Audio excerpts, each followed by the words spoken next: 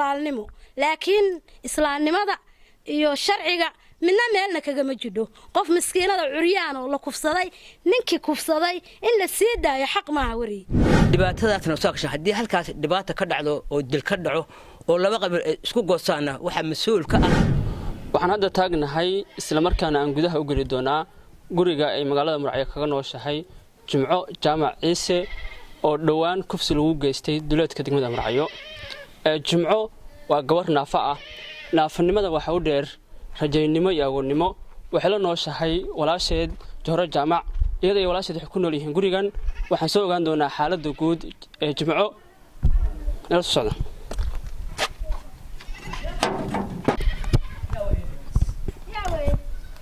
ووري محمد ورله معاي ميديا السلام عليكم تريور ما شاء الله في عنا جمعة وقف دبعتين oo la kufsaday oo dib lagu sameeyay Jimco bilka hore ayay ahayd markii ay la kulantay fallid ku ah bini'aadantinimada waxa ay rajaynaysay inay hesho cadaalad iyo caafimaad ma sadicin oo wali waxa ay dhibana la tahay kufsiga loo geystay oo maskax ahaan iyo muruq ahaan u saameeyay u geystay ku dhawaateeyay ma garanaysay hay markii aad aragtay waxa loo muxuu kugu sameeyay kufsiga kadib booliska degmada Murcayo waxa ay gacanta ku soo dhigeen eedaysnihii gabadha kufsaday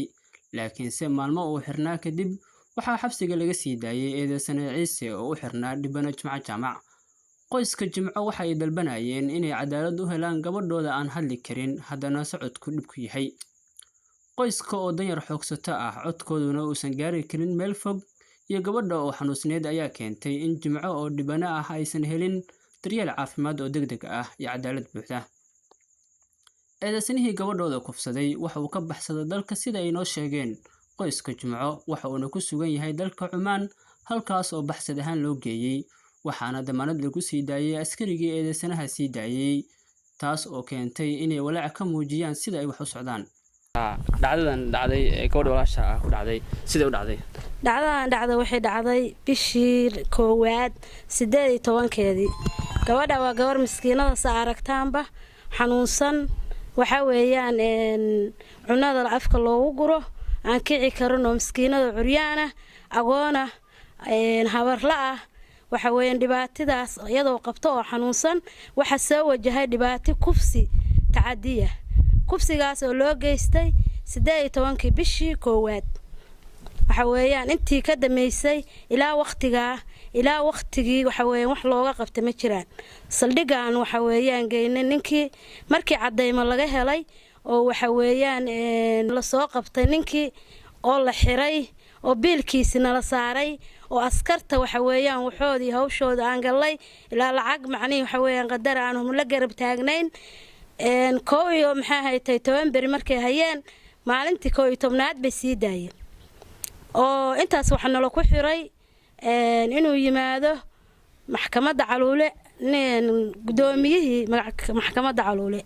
habeenkii uu soo hoyday baa waxa dhacday subaxdiisii 2 saac in ninkii la sii daayo taliye ku xigeenkii joogay degmada Murcayood Qaasim Faarax Cabdalle uu sii daayay bacdeen haddaan tagnay qaylqaylinay waxa weeyaan oo la hadalay ninka la dhaho taliyaha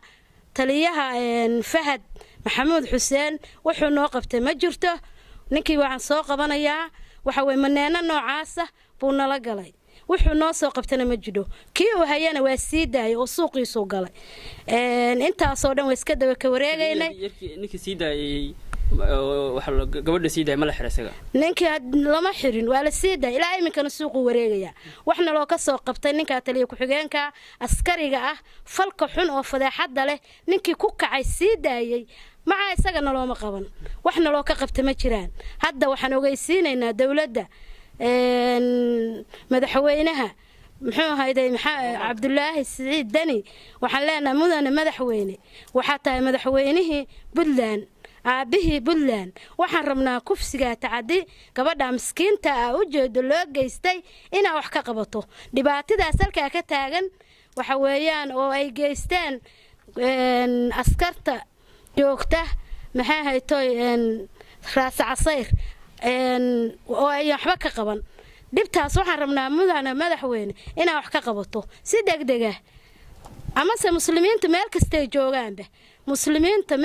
joogaanba daafaha meel kastay ka joogaan inay waxa weeyaan arrintaas ka hadlaan wax ka qabtaan wax garadka aqoon-yahanada hay-adaha muslimka ummadaas meel kastay joogaan inay wax ka qabtaan baa la rabaa arrintaa waa arrin fal xuna oo waxa weeyaan ninkaas ku kacay oo dhibaato ah oo ninkii ku kacay nala ka sii daayay oo aan maanta naloo hayn gabadha waa u jeedaa wariye waa gabar miskiina waa u jeeda afka biyaa loogu shubaa waxa way halkaasaan ku hayay waxa way halkaa ma gaadho halkii nuski saac oo subaxnimo baa ninkaasu isagoo laga kala maqan yahay guriga waxa weeyaan magaalada meel u dhow xaaladda caafimaad waxa weeyaan waa qofta xanuunsan baraaliska waxa weeyaan meel kasta oo macnaha waxa weeyaan awood aan meel ku geyno oo macnaha xoolo ah ma hayn anigu waxa weeyaan ila joogta mas'uul ka aha waxa weeyaan kiniini iyo waxaan naf lahayn oo dee kaarjabina baan siiyaa waxa marbay suuxaysaa dhacaysaa ilaa asbuuc bay maqnaanaysaa waxa weeyaan asbuuca waa la iska kor fadhiyaaya nafteeda la ilaalinaya iyadoo mashruuca ku jidha ilaahay u keenay oo dhibtaas haysatay oo aan rabbi ugu saburayno hadda ilaaheeda u keenay wixii ilaahay keenay alxamdulillah cidna loogama dacwoodo baa waxa weeyaan kufsigaas ku dhacay waana u jeedaa wariye gabadhaas miskiinta ah kufsiga qabsaday oo tacadiga waa gartay laamaha amaanku waxay sheegeen in howsha ay ku jiraan oo wali gacanta ku hayaan waxay ku jiraanin iyo waxay noo qabtaan iyo waxay noo soo wadaan midna toona ma jidho barasaabka habeen noo dhaweyd noo yimi oo ninkii wuxuu yiri anaa kaxaynaya isna xaabuu geeyay waxa weeyaan waxa kala wareegay taliyaha Faad Maxamuud Xuseen wuxuu anaa hawsha ka mas'uula Faad iyo ninka la dhaqaasin ninkii gabadha qubsaday waa niman walaalo ah ma fahamtay waa niman walaalo ah waxay ku sii daayeen niman isbahaysta oo walaalo ah oo ku sii daayay way walaalnimo laakiin islaamnimada iyo sharciga midna meelna kaga ma jidho qof miskiinada curyaan oo la kufsaday ninkii kufsaday in la sii daayo xaq ma aha wari waa gartay marka hadda waxa leedahay ninkii gabadha sii daayay ma xirra ninkii gabadha sii daayay ma xirra laakiin anagu dawladda waxaan ka codsanaynaa in ay dhibaatadaas dhacday madaxweynuhu si fiican wax uga qabto gabadhaas hadda aad u jeedaanin aniga waa walaashay maalinta la qabsaday ma aanu joogin boosaan joogay nabadoonada xataa waa u tagay ninka gabadha kufsaday waa u tagay waxba waa ka qaban waayeen ninka leeyahay Fahad Maxamuud Xuseen waa taliyaha Gardafooway Ras Casayr saldhigga degmada Marcayo bay ku xirreed kabacdi haddii ninkii uu baxsaday waxa sii daayay taliya ku-xigeenka Qaasin baa sii daayay haddii uu sii daayay waxa la warmaa qabataan ninka shacabkii oo dhan baa ninkaas soo qabta lama qaban kariyo anaa sii daayay kabacdi waxaan la hadalay anu boosjo waxa la soo hadlay Fahad arrintaas maxay ku dhacday anaa ku raad jooga ku daba jooga waa bilba hadda dhacday anaa ku raad jooga xaaladiis bay ka dhamaan weeday hadda maanta xaabaan tagay ninka suuq marayay habeen ana indhahay ku soo arkay inuu suuqa marayo waa ninkii sii daayay waxaana arrintaa ka dhameeya Fahad Maxamuud Xuseen baa ka dhameeya arrintaas hor iyo gadaalba isaga ka dhameeya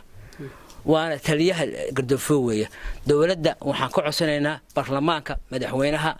saraakiisha dhamaan ninka in la ka bedelo falka xun sameynaya oo tacadigan ummadda ku sameynaya dawladda aan ka codsanaynaa gabadha miskiinadan in cadaalad hesho degdega baanu codsanaynaa madaxweynaha baarlamaanka saraakiisha hay'adaha maxkamadaha dhamaan wax ka suganaa cadaalad ilaahay baan ka suganaa waa gartay dhibka haduu dhacay cid idin timi oo odayaal ah wax dawladda ah xaaladeeda waxaan loo yimid halkan yimi barasaabka gobolka baa yimi ninkii haleegu yeeriyo arrintii goorta odayaasha ee u rabeen Ismaan Maxamed ay u rabeen waxay yiraahdeen ninkii igu yeeray gaaribu saaray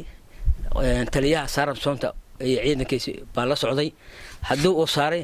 xabba goortu marayo waxa la soo hadlay Fahad Maxamuud Xuseen gudoomiyaha bolo soo hadlay wuxuu yiri arrintan maxaa ka gal adiga ma taaban kadib ninka bartiisa ku siida saldhigga ligay suuq soo galay anu maanta xabaantay waa soo xaqiijiyay inuu magaalada dhex wareegayo dhibaatadaasna soo kashan haddii halkaas dhibaato ka dhacdo oo dil ka dhaco oo laba qabiil isku goosaana waxa mas'uul ka ah Faad Maxamuud Xuseen taliyaha gobolka Gardafow baa mas'uul ka ah wax kastoo ka dhaca halka ninkaas mas'uulka ah idinku maxaad dalbanaysaan annagu waxaan dalbanaynaa cadaalad inaan helo oo ninka gabadha siida ay naloo gudbiyo gobolka Boosaaso naloo maxkamadaha naloo gudbiyo ninkii gabadha kufsadana lama hayo kaas waa tii cimaan baa loo diraaliyay in maxamed xuseen baa diray iyo reerkiisa baa diray annagu wax cadaalad ma haysano cadaalad baanu baryaynaa dawladda baarlamaanka maxkamadaha dhammaan cadaalad baanu ka rabnaa in degdega in la siiyo aanu helo gabadhaas miskiinada awdu jeedaaneen saytay waa ujeedaa wariye ilaahay islaam bay u baahan tahay ismada Puntland wax ka baryaynaa in arrinta wax ka qabtaanin gabadha xaaladda si guud u waran gabadha xaaladdeeda hadda waxa way waa agoon annaga waa walaashaya gabadha walaashaya baa mas'uuliyadeeda haysa kaniina baa la siiyay ay ku nooshahay awooda meel ku geeyno lagu geeyo Hindiya lagu geeyo ama Turki lagu geeyo awoodeeda ma haysano kufsiga Jimcaha loo geystay waa mid dhif iyo naadir ah una baahan inay ka jawaabaan laamaha ammaanka gobolka Raas Caseer iyo guud ahaan Puntland sidoo kale aysan indhaha ka qarsan hay'adaha xuquuqul insaanka iyo cid kasta oo u hadasha dadka aamusan ee aan hadli karin waana mid si gaar ah u taabanaysa dadka u dooda arrimaha haweenka iyo qoyska kana hadla tacadiyada loo geysto haweenka Maxamed Cabdiraxmaan Saciid Muraayi Media